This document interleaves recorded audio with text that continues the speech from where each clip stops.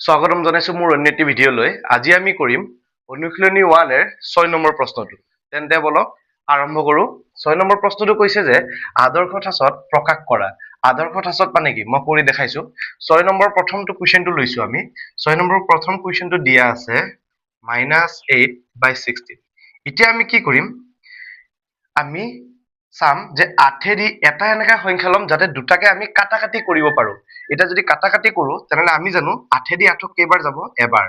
8 8ক একবাৰ যাব আৰু 8 16ক যাব দুবাৰ। তেনেহলে আমি লিখিব পাৰিম যে -1/2 বুলি। এইটো আমি কাটাকাটি কৰিব লাগে, এনেকা এটা সংখ্যা লব লাগে যাতে দুটাতে হৰণ যায়। আমি নেক্সটত আহিছো, যেনেকে ইয়াতে কিমান দিছে 14/18।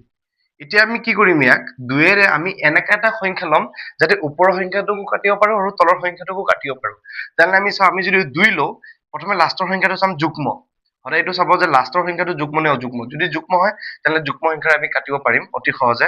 তো ওপৰৰ 14 আৰু তলৰ 18 আমি কি কৰিম, 2 7 গুণ 14 আৰু 2 9 গুণ 18। আমি যদি এতিয়া চাবলৈ যাওঁ আৰু আমি কাটিব নোৱাৰো, যিহেতু 7 আৰু 9 কোনো এটা সংখ্যা তেনেকুৱা নাই যে আমি কাটিব পাৰিম, তেনেহলে আমি লিখিব পাৰিম যে 7/9 বুলি। আমি 3 নম্বৰটো কৰো। 3 নম্বৰটো যদি চাব যাওঁ, ভগ্নাংশটো মিশ্ৰ ভগ্নাংশত আছে। এতিয়া মিশ্ৰ ভগ্নাংশত আমি কি কৰিম, প্ৰথমে আমি তলৰ 8টো আমি 8টো পাতিম। এই 8 আৰু 1ৰ মাজত সদায় পূৰণ হৈ থাকে, আৰু আমি যিমান পাম আকৌ সেই সংখ্যাটোৰ লগত যোগ হৈ থাকিব। আমি কি কৰিম, 8ৰ লগত 1 যোগ কৰিলে কি পাম, 8। 8ৰ লগত 5 যোগ কৰিলে আমি পাম 13। আমি জানো 13 আৰু 8ক কোনো এটা সংখ্যা নাই যোন দুটা সংখ্যা দি আমি 13 আৰু 8ক কাটিব পাৰো। আমি কাটিব নোৱাৰো, সেইকাৰণে যাক কাটিব নোৱাৰো আমি তেনেকৈ থৈ দিম। আমি 4 নম্বৰটো কৰো। 4 নম্বৰটো দিয়া আছে 6 - 1।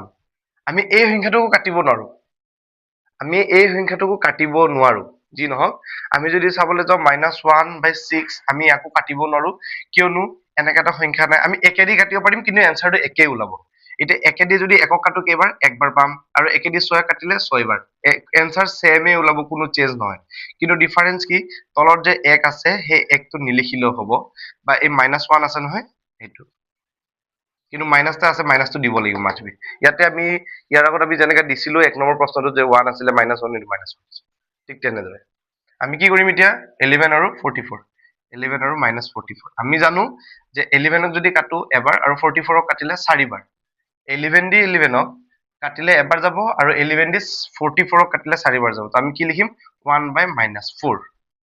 আমি তেনেকৈ লিখিব পাৰিম। এতিয়া আমি কৰিম 7 নম্বৰ প্ৰশ্নটো। 7 নম্বৰ প্ৰশ্নত ঠিক তেনেদৰে কি কৈছে, 7 নম্বৰ প্ৰশ্নটো যে আদৰ্শ ঠাঁচত প্ৰকাশ কৰা বুলি কৈছে। আমি চেম কৰিম। আমি প্ৰথমে 7ৰ 1 নম্বৰটো ল'ম। 7ৰ 1 নম্বৰ দিয়া আছে -7 - 35। আমি কি কৰিম, 7 দি আমি জানো 7ক একবাৰ যাব, আৰু 7 দি 35ক 5 বাৰ। তো ইয়াৰ মাইনাছ আছে, মাইনাছ কাটি দিলো। আমি কি কৰিম 1/5 লিখিব পাৰিম। মানে মই কি কৈ আছো যে এনেকুৱা এটা সংখ্যা ল'ম যাতে দুটাকে আমি সমান ভাগ কৰিব পাৰো বা কাটিব পাৰো। তেনেহলে আমি জানো 7 দি 7কো একবাৰ যাব, আৰু 7 দি 35ক 5 বাৰ যাব। সেইকাৰণে 7টো লৈছো, আৰু মাইনাছে মাইনাছে কাটা যাব, আমি এনচাৰ পাই যাম 1/5 পাই যাম। আমি নেক্সটটো যদি কৰিব যাওঁ, ইয়াতে কি কৰিম 14 12। আমি ইয়াতে চাম যে 12 দি 12ক এবাৰ যাব, আমি জানো যে 12 দি 14ক নাযায়।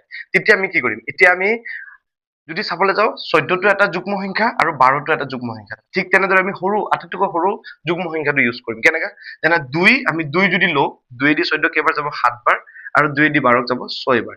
এতিয়া যদি চাব যাওঁ 7 আৰু 6ক আমি কোনো সংখ্যা দি কাটিব নোৱাৰো, ঠিক তেনেদৰে আমি কি কৰিম, যেনেকা আছে এনেকে লিখি থম। যদি কাটাকাটি কৰিব নোৱাৰো তেনেহলে আমি সেই সংখ্যাটো লিখি থম 7/6 বুলি। এতিয়া আমি কি কৰিম, নেক্সট 7/8 আছে, -7/8 -7/-8। আমি কি কৰিম এতিয়া, -7/-8 আছে। এতিয়া আমি জানো কোনো এটা সংখ্যা দি আমি 7 আৰু 8ক এনেকে এটা সংখ্যা নাই যে কাটিব পাৰো। ঠিক তেনেদৰে আমি এটাই কাম কৰিম, ইয়াৰ আগতে 1 নম্বৰ প্ৰশ্নটোত কৰিছিলো, মাইনাছ মাইনাছ ওপৰে তলে থাকিলে আমি কাটি দিম। তো মাইনাছ মাইনাছ আমি কাটি দিলো, আমি কি পাই যাম 7/8 পাই যাম। নেক্সটত আমি কৰিম এইটো কিমান আছিলে, -3 - 3/1। এতিয়া আমি কি কৰিম, ইয়াক কৰিবলগীয়া একো নাই। ইয়াৰ তলত মাইনাছ আছে নাই, ইয়াৰ তলত কি আছে 1 এটা আছে। এতিয়া তলৰ সংখ্যাটো 1 থাকিলেও হ'ব। এতিয়া যদি একেদি একক কাটো একবাৰ, একেদি 3 কাটো 3 বাৰ, তেন্তে ডাইৰেক্ট -3 লিখিব পাৰিম, একো ডাঙৰ কথা নাই। যিহেতু আমি জানো তলত একো নাই মানে 1 এটা আছে, এনেকা লিখিলেও হ'ব, সেইটো কোনো কাটিব নোৱাৰে। আৰু নেক্সট আমি পাইছো, নেক্সট কিমান পাইছো 10/40 পাইছো। এতিয়া 40 যদি কাটিব যাওঁ, প্ৰথমে এইটো সংখ্যাত চাম আছে নাই। এতিয়া আমি জানো 10 দি যদি 10ক কাটো এবাৰ পাম, আৰু 10 দি 40ক কাটিলে 4 বাৰ পাম। ঠিক তেনেদৰে আমি এনেকৈ কৰিম, 10 দি 10ক এবাৰ আৰু 10 দি 40ক কাটিলে 4 বাৰ। তো আমি লিখিব পাৰিম 1/4। এতিয়া আমি কৰিম 6 নম্বৰটো। 6 নম্বৰত কি কৈছে, আমি কি পাইছো -2/4 পাইছো। আমি জানো 2 দি যদি 2ক কাটো এবাৰ আৰু 2 দি 4ক কাটিলে দুবাৰ, আমি কি লিখিম 1/2 বুলি লিখিম। কিন্তু ইয়াৰ ওপৰত মাইনাছ আছে নে, মাইনাছটো থাকি যাব। যিহেতু এটাত যদি মাইনাছ চিন থাকে তেনেহ'লে থাকি যাব, কিন্তু আৰু যদি দুটাত থাকে ওপৰে তলে থাকে তেনেহ'লে আমি কাটিব পাৰিম। বাট কিন্তু এটাত যদি থাকে তেনেহ'লে কাটিব নোৱাৰো, এইটো কথা মনত ৰাখিব। কিন্তু যদি এটাত থাকে কোনোবা যদি কাটি দিয়ে তেনেহ'লে টোটেলি এনচাৰ ভুল হৈ যাব। আৰু দুটাত যদি ওপৰে তলে থাকে তেনেহ'লে কাটিব পাৰিম কিন্তু। তো ইয়াৰ এনচাৰটো আমি পাই গলো -1/2 পাই গলো। এতিয়া ইয়াত 12/16 আছে। আমি জানো 12 দি 12ক কাটিব পাৰিম একবাৰ, কিন্তু 12 দি 16ক কাটিব নোৱাৰো। তেনেহ'লে মই ইয়াৰ আগতে কি কৈছিলো যে এনেকা এটা সংখ্যা ল'ম যাতে দুটাকে আমি কাটিব পাৰো। তো আমি কি কৰিম, 2 দি যদি 12ক কাটো, 2 দি যদি 12ক কাটো কেইবাৰ 6 বাৰ, আৰু 2 দি যদি আমি 16ক কাটো কেইবাৰ 8 বাৰ। আকৌ কাটিব পাৰিম, 2 দি 6ক কাটিব পাৰিম 3 বাৰ, 2 দি 4ক কাটিব পাৰিম 8 বাৰ। আমি কি পাই গলো, ওপৰৰ সংখ্যাটো চাম 3, ওপৰত 3 লিখি দিম, তলত 4 পাইলো আমি 4 লিখি দিম এনেদৰে। এতিয়া নেক্সট আমি 8 নম্বৰটো কৰিম। 8 নম্বৰটো কি কৰিম, ইয়াতে কাটিব পাৰিম কিন্তু -14 and -8। আমি যদি চাব যাওঁ 8 দি 8ক হৰণ যাব, কিন্তু 14ক নাযায়। ঠিক তেনেদৰে ইয়াৰ আগত আমি 2 দি হৰণ কৰিছিলো ন দুটা সংখ্যাকে, এগেইন ইয়াতো কৰিম আমি, যিহেতু দুটাই যুগ্ম সংখ্যা। চ' আমি কি কৰিম, 2 দি 14ক যাব 7 বাৰ, আৰু 2 দি 8ক যাব 4 বাৰ। তো আমি লিখিব পাৰিম 7/4, আৰু ইয়াৰ মাইনাছ মাইনাছ আছে, মাইনাছ মাইনাছ কাটিব পাৰিম, আমি পাই যাম 7/4 পাই যাম। ঠিক আছে। এতিয়া আমি নেক্সট ইয়াতে আহো, ইয়াতে কি দিছে 6/9। এতিয়া যদি চাব যাওঁ আমি ইয়াক, আমি 6ৰে 6 কাটিব পাৰিম, কিন্তু 9 কাটিব নোৱাৰিম আমি সংখ্যাটো। তো সেইকাৰণে আমি কি কৰিম, ইয়াক 3ৰে কাটিম। 2 দি 6 কাটিব পাৰো, কিন্তু 3ক কাটিব নোৱাৰো, সেইটো এটা প্ৰব্লেম। কিন্তু এটা যুগ্ম আৰু এটা অযুগ্ম সংখ্যা, সেইকাৰণে আমি কি কৰিম 3 লৈ ল'ম। এনেকা এটা সংখ্যা ল'ব লাগিব যে দুটাকে হৰণ কৰিব পাৰো। মই আগতো কৈছো, মই এতিয়া কৈছো, এইটো কথা মনত ৰাখিব। আমি কি কৰিম এতিয়া, 3 দি যদি 6ক কেইবাৰ যায় দুবাৰ, 3 2 গুণ 6, আৰু 3 3 গুণ 9। আমি লিখিব পাৰিম 2/3 বুলি লিখিব পাৰিম।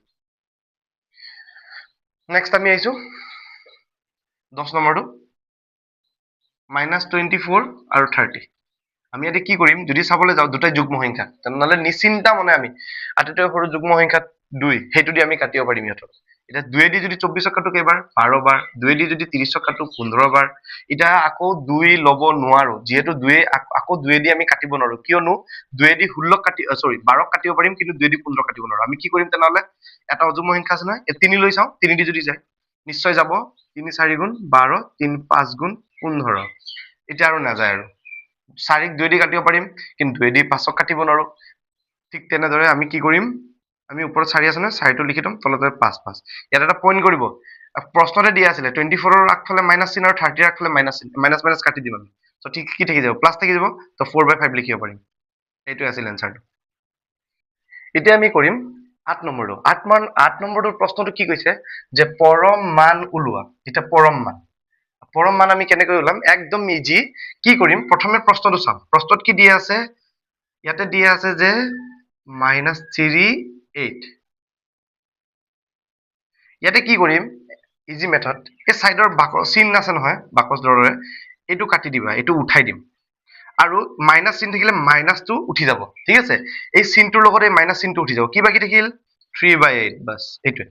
ইয়াতে কৰিবলগীয়া আৰু একো অংকই নাই, খালি মাইনাছ চিনটো উঠাই দিম আৰু বাকচটো উঠাই দিম, বাছ এইখিনি লিখিলে হ'ল, বাকী একো আমাৰ নাই। ইয়াতো ঠিক তেনেদৰে কৰিম, -1 আৰু 3 আছে নহয়, ইয়াৰ মাইনাছ চিনটো কাটি দিম আৰু এইটো কাটি দিম, বাছ থাকি যাব কি, আমি জানো 1/3 থাকি যাব, বাছ এইখিনি।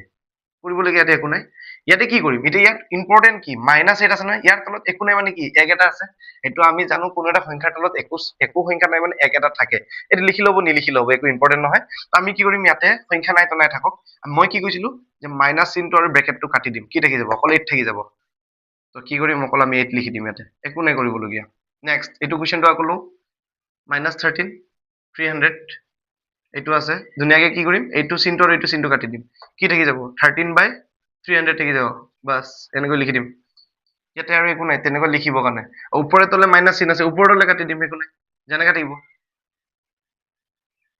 7 এইটো চিনটো কাটি দিলো এইটো কাটি দিলো এইটো কাটি দিলো কি থাকি গ'ল 2/7 থাকি গ'ল 2/7 লিখি দিম বাস এনেকৈ কৰিম আমি তাৰমানে কুৱেশ্যন নম্বৰ নেক্সটত আহো নেক্সটত কি আছে -9/11 আছে আমি কি কৰিম মই বাৰ বাৰ কৈছো যে একো ইয়াতে কৰিবলগীয়া নাই জাষ্ট ব্ৰেকেটটো -9 11 আছে নহয় ধুনীয়াকে মাইনাছটোৰো ব্ৰেকেটটো কাটি দিম কি থাকি যাব 9/11 থাকি যাব বাছ এনেকৈ লিখি দিম নেক্সটত ইয়াতে আহি যাওক আমি ডাইৰেক্ট কাটি কৰি দিম এইটো কাটিলো কি 45 লিখি দিম এটা কৰিবলগীয়া একো নাই নেক্সট ইয়াৰ মাইনাছ চিনটো কাটি দিলো এইটো আৰু এইটো ব্ৰেকেট এইটো এইখিনি কাটি দিলো ব্ৰেকেট কি থাকি যাব 26/74 থাকি যাব বাছ নেক্সটত আহি গৈছো নেক্সটত আহোঁতে আমি কি কৰিম আমি যদি চাওঁ ওপৰে তলে মাইনাছ চিন পাইছো ন ওপৰে তলে কাটিম সেইটো যে নাভাবিব যে এটাত আছে এটা কাটি দিছো তলৰটো আছে কাৰণে তলৰটো এনচাৰত যাব না নেভাৰ মাইনাছটো কেতিয়াও নাযাব এনচাৰত সেইটো কথা মনত ৰাখিব কিন্তু মাইনাছটো কেতিয়াও নাযাব যেনেকৈ আছে এনেকৈ কাটি দিম 5/9 লিখি দিম আৰু এই চিনটো আছে নহয় এই চিনটো কাটি দিম